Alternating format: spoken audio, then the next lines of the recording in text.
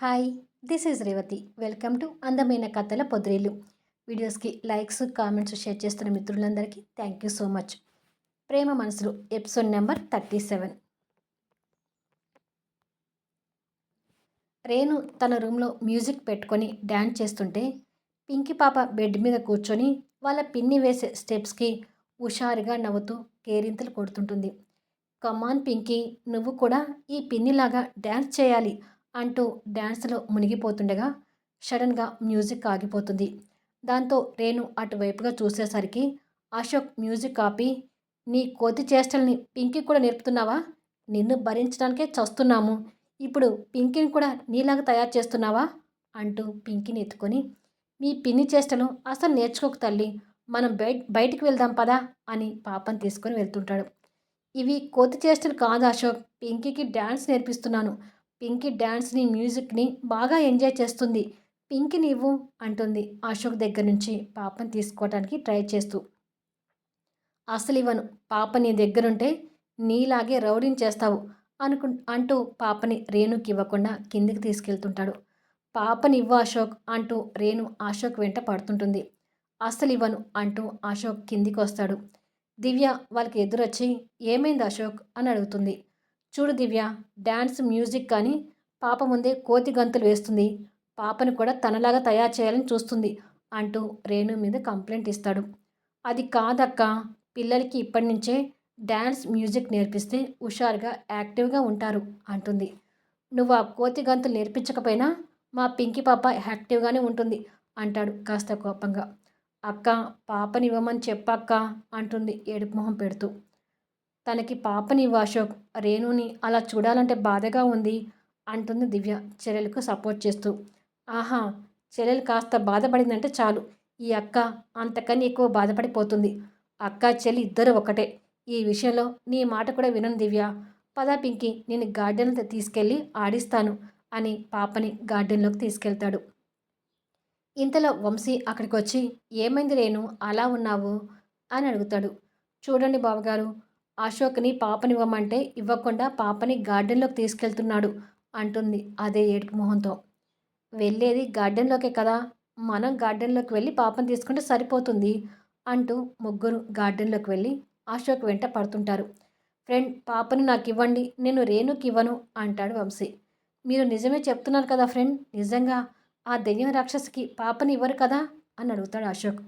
అస్సలు ఇవ్వను ఫ్రెండ్ అంటాడు వంశీ. సరే తీసుకోండి, మీ డాడీ దగ్గరికి వెళ్ళు బంగారం అంటూ పాపని వంశీకి ఇస్తాడు. వాళ్ళ మధ్య పింకీ కూడా నవ్వుతూ కేరింతలు కొడుతుంటుంది. పాపని నాకు ఇవ్వండి బావగారు అంటుంది రేణు. అవును వంశీ గారు, పాపను రేణుకి ఇవ్వండి అని దివ్య, రేణు వంశీ వెంట పడుతుంటారు. నో, నేను ఇవ్వను, మీ ఆడవాళ్ళు ఏం చేసుకుంటారో చేసుకోండి అంటాడు వంశీ. అవును, పాపని మీకు ఇచ్చేది లేదు అంటాడు అశోక్.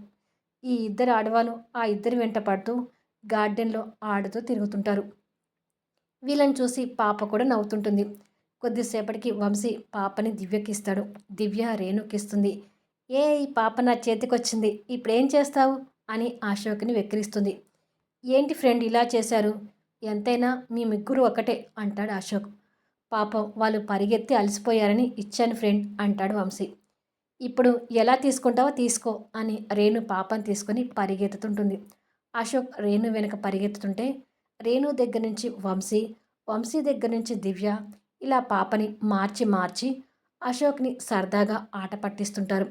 అశోక్ వాళ్ళ వెంట అలా పరిగెత్తి, ఇలా కాదు, మీ ముగ్గురే నా దగ్గరికి వచ్చేలా చేసుకుంటాను అని మనసులో అనుకొని అలా పరిగెత్తుతూ అబ్బా అంటూ గావు కేక పెట్టినట్టుగా అరుస్తాడు. ఆ అరుపుతో ముగ్గురు అశోక్ వైపు కంగారుగా చూస్తూ, ఏమైంది అశోక్ అంటూ ముగ్గురు అశోక్ దగ్గరికి వస్తారు. అశోక్ మోకాలు పట్టుకొని, మోకాలు బెనికింది అని నటిస్తుంటాడు. ఆ ముగ్గురు అంతే కంగారు పడుతూ, అయ్యో, కొద్దిసేపు కూర్చో అశోక్ అంటారు. సారీ అశోక్, ఇదంతా నా వల్లే, నొప్పి ఎక్కువగా ఉందా అని రేణు ఇంకా బాధపడుతూ అడుగుతుంది. అశోక్ సడన్గా రేణు దగ్గర నుంచి పాపని తీసుకొని పరిగెత్తుతూ, ఇప్పుడేం చేస్తారు అంటాడు నవ్వుతూ. ముగ్గురు ఆశ్చర్యపోయి, ఇది చీటింగ్ అంటూ ముగ్గురు అశోక్ వెంట పరిగెత్తుతారు. ఇలా బృందావనం పచ్చటి గార్డెన్లో వర్షపు జల్లులా పడుతున్న వాటర్ ప్లాంటేన్ చుట్టూ తిరుగుతూ ఆ నలుగురు పాపతో కలిసి సంతోషంగా ఎంజాయ్ చేస్తుంటారు. కొద్దిసేపటికి వంశీ ఫోన్ రింగ్ అవుతుంటుంది. అశోక్ కూడా పాపని రేణుకిచ్చి తన తల మీద చిన్నగా ఒకటిస్తాడు.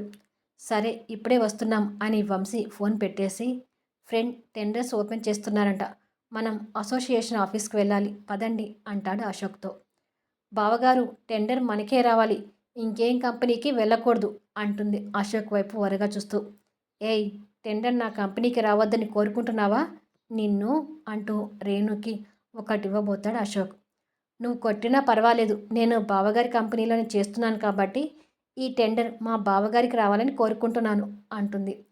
అలా మాట్లాడుకు రేణు, ఎవరికి రావాలని ఉంటే వారికే వస్తుంది. ఉండండి వంశీ గారు, కాఫీ తీసుకొస్తాను, కాఫీ తాగి వెళ్ళండి అంటుంది దివ్య. లేదులే దివ్య, మేము వెంటనే వెళ్ళాలి అంటాడు అశోక్.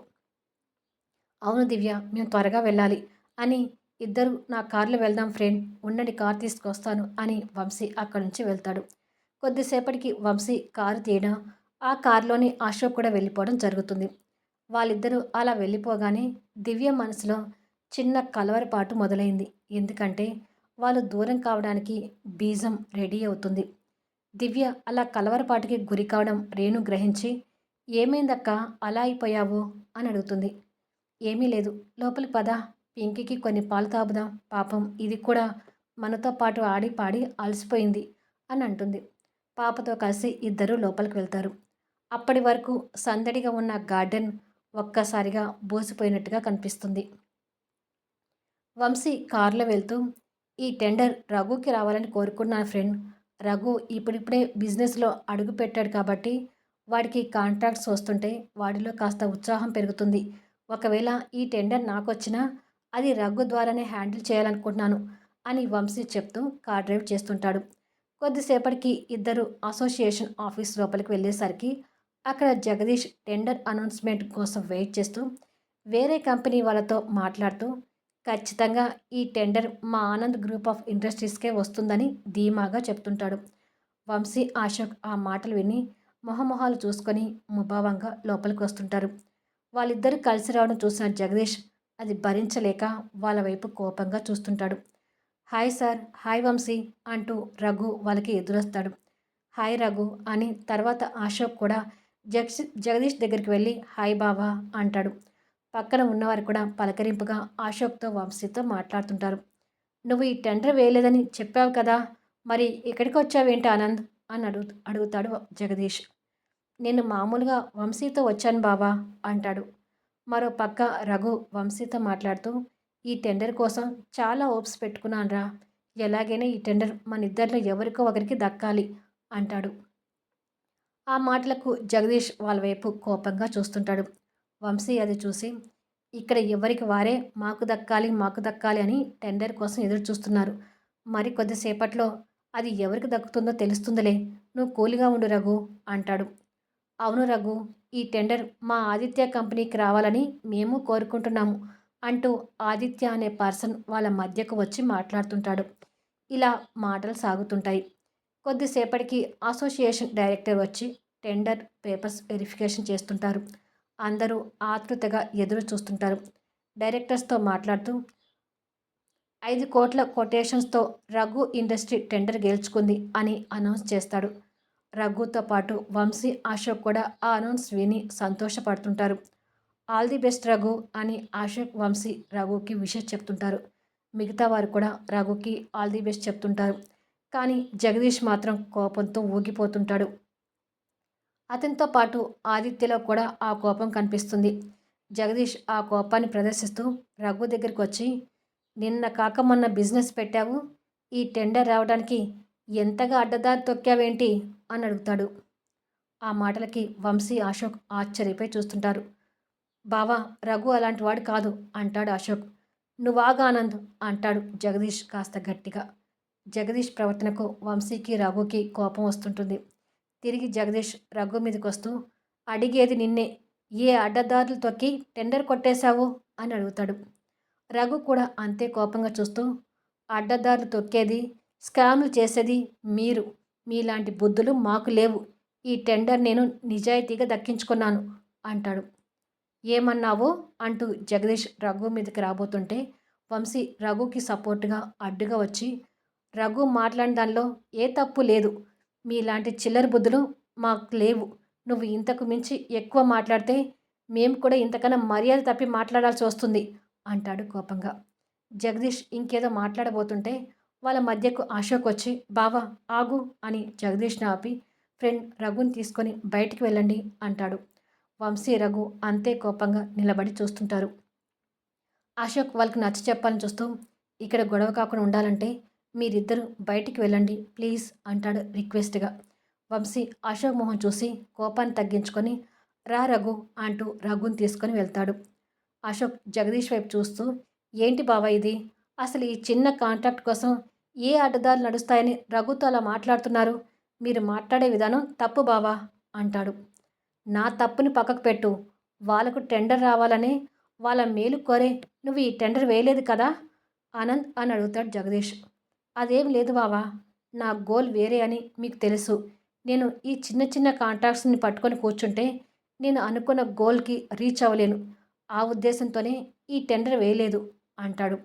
ఏమో, నువ్వు చెప్తే నేను నమ్మాలి. ఇంతకన్నా ఏం చేస్తాను అంటాడు జగదీష్ కోపంగా చూస్తూ. నువ్వు నమ్మినా నమ్మకపోయినా ఇదే నిజం బావా అని చెప్పి అశోక్ బయటకు వస్తాడు. వంశీ కారు దగ్గర నిలబడి అశోక్ కోసం వెయిట్ చేస్తుంటాడు. అశోక్ కారు దగ్గరికి వచ్చి, రఘు కనిపించడం లేదు, వెళ్ళిపోయాడా ఫ్రెండ్ అని అడుగుతాడు చుట్టూ చూస్తూ. వెళ్ళిపోయాడు.